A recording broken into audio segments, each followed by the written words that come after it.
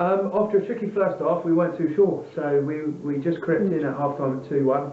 We did ask the girls not to be too complacent, so I'm not sure if complacency was there, just maybe a lack of understanding with one another. We put some new faces in there, so yeah, perhaps the way the second half panned out, we could say 6, 7, 8 goals can go in, but it was trickier than perhaps we all thought it was going to be. And credit to Larkhall because they turned up and gave us a real tough game for an hour. How about yourself, Katie? Was that how you planned the game to go? We made it quite clear at the beginning. We didn't want to. We would prefer to win, scoring some convincing goals, and I think we've done that in the end.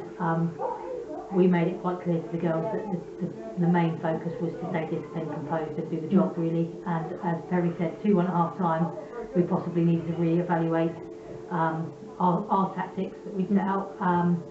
But no, the girls reacted really well to the half-time talk and scored some really good goals in the second half and some really well-worked goals, so we are really pleased. Yeah, as you say, Larkhall, they didn't start quietly. They came out of the woodwork very early on and they almost took the lead. And then they got the goal back.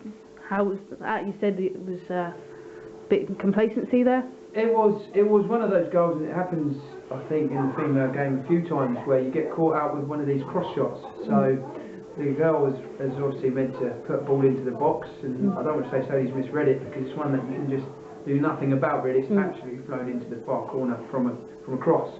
But however they were going to score the goal, they were probably healthy to get a goal. So on the break, and they got it. Sometimes a bit of a cliche, but that's what kicks you into gear a little bit more. So did we need that? Maybe. And then that's when the girls started playing, and as Kate said, we changed the shape in the second half without changing the personnel, and they repaid us. Do you think the difference that was in that second half was the fitness of your side and the fact that Larkhall also couldn't have any substitutes today? Yes, I suppose so. I think we always finish games quite strongly. We're famous for it. We try and preach it. We want to be a 90-minute side, and we want to play at the same intensity for 90 minutes. We don't want to slow the games down, and we can slow games down. We've got the players that can do it, but don't do it unless you need to do it. So so the girls ground the others down, and like it always, like it's been all week this week, the substitutes have made a massive impact, and that's been the same as the other 2 games we've played. Looking at the goals that were scored, we've got 7 to pick from. Can you pick a best? There were some great strikes. Oh, blimey. Well, let's be honest. It's great to see Innie obviously scoring first and foremost, but to get a hat-trick, which was great. Shannon, obviously, has been rewarded with a start today. She's been playing some really good football, scoring a couple. It's great to see Charlie scoring because she thrives on when she's a confident player. You can see she's a different player. Yeah. And let's think about what's the best one. I think maybe going right back to, I would say, without having the best goal, maybe the most crucial goal is getting that 2-1 just before half time. Molly Clark. Molly, it was a good finish, and it was that time where we needed it. Yeah. So again, it's been quite a thing of our game this week. We scored goals at such crucial moments. Lewis, I'm pretty sure that they would score goals at the right times, and Molly's goal was scored at the vital time. You talk about Innie, she's new to the side and she's made an absolute impact today. I would say player of the match for yourself guys. She's busy. She's a handful. She's again rewarded for her efforts over the past couple of games. Started first start for the club, and yeah, she does score goals for fun, which is great to see. But as we said, it's important that the goals are shared, and even before she got her third, she's still squaring the ball when she could have had a shot, which is great to see.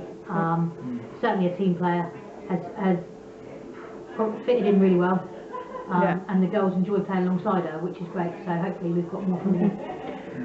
Looking at more of a tactical point, Sarah Kempson and Lucy Quinn didn't play today. They were on the bench, but they didn't feature. Was that looking more forward into the games that you've got coming, including Coxwood next weekend? It's looking forward and it's looking back at what we just played this week. So similar to a few weeks ago, we had 3 games in 8 days, and we've now got a very happy dressing room because we've got 16 players that have all had minutes, some more than others, but not really anyone with many or much more or much less minutes. So Quinn and Kempo, they both needed the rest. They both had 2 solid games before today, so rested, rotated. They are the words to be used. Same with the others. Same with what was happening on Wednesday and against Spurs. So Yeah, so it's been brilliant. We've not had to use those two today, and so they should be now fresh, and their legs should be fine for next week. Yeah. How are you feeling ahead of next week's league game against Coatswood? Because you're missing Lita due to suspension. Is that going to be an issue? Yes and no. Yes and no, yeah, of course.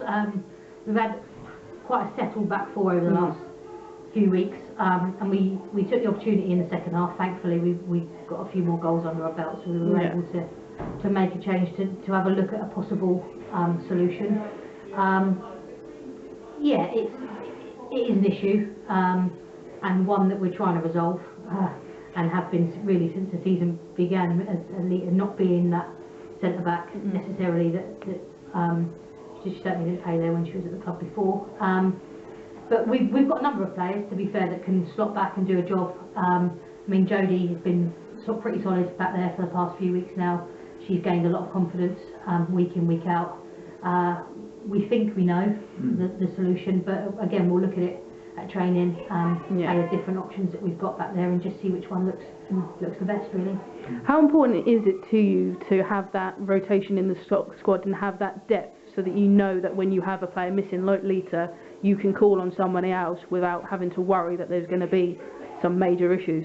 You could almost say that's why we come up trumps last year, or didn't come up trumps, because we were desperately short by the end of the season, and going away to Coventry and getting thumped there really highlighted it. So we wanted to strengthen the club over the summer with only 2 or 3 players. I think we needed to, and also with a host of development players and young players that are really hungry for success. So yeah, it's important, and it also then means that there's no reason why we can't look to do well in every competition we play. At the moment, touch wood, with what's happening, injuries are fairly sparse at the moment, and not too many. But yeah, it just means with the squad and with the depth we have, it puts pressure on us all to make sure we can keep going every week, because a player may be called on at any point. So they know that, and again, this week has been testament to that, of using good 18 players to get the results we have.